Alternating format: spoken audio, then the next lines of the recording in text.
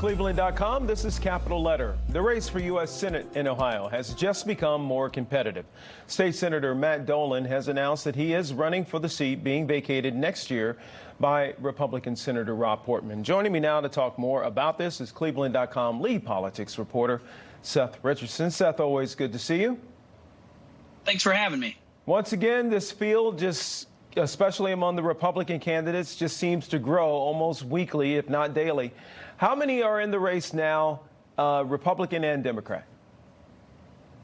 Well, you've really got six kind of high-profile established Republicans in the race with Dolan, Jane Timken, Josh Mandel, J.D. Vance, Mike Gibbons, and Bernie Moreno.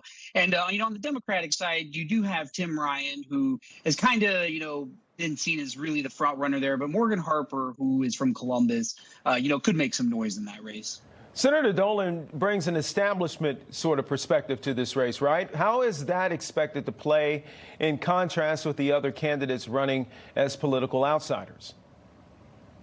It'll be kind of intriguing to see if that lane sort of opens up. A lot of people have been wondering now for a while, with everybody kind of jockeying in the pro-Trump lane and really just kind of trying as hard as they can to get his endorsement. If there was some kind of room for sort of a business community kind of Republican, a more establishment moderate kind of Republican in the race, whether or not that'll come to fruition in a primary vote, that it's really hard to tell right now. We don't know how relevant Trump will be, in 9-10 months from now when voting takes place. As of right now, it looks like he's going to be very relevant, but he also isn't endorsing. So that could open up some lanes, especially when it comes to money getting behind Dolan. Dolan enters a Republican field of, pretty well-funded candidates here. What can you tell us about what kind of money he's raising?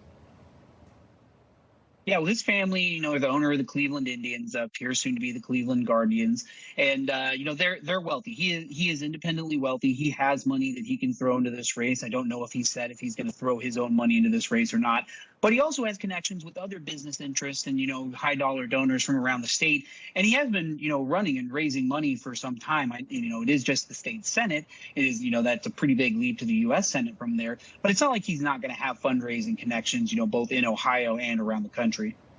You mentioned the potential influence of former President Trump. Dolan tweeted something earlier in the year about the election being stolen. Given that other candidates in the race are seeking the endorsement of the former president, how do you think that January tweet will look to his voters in the primary? Well, the intriguing thing about some of the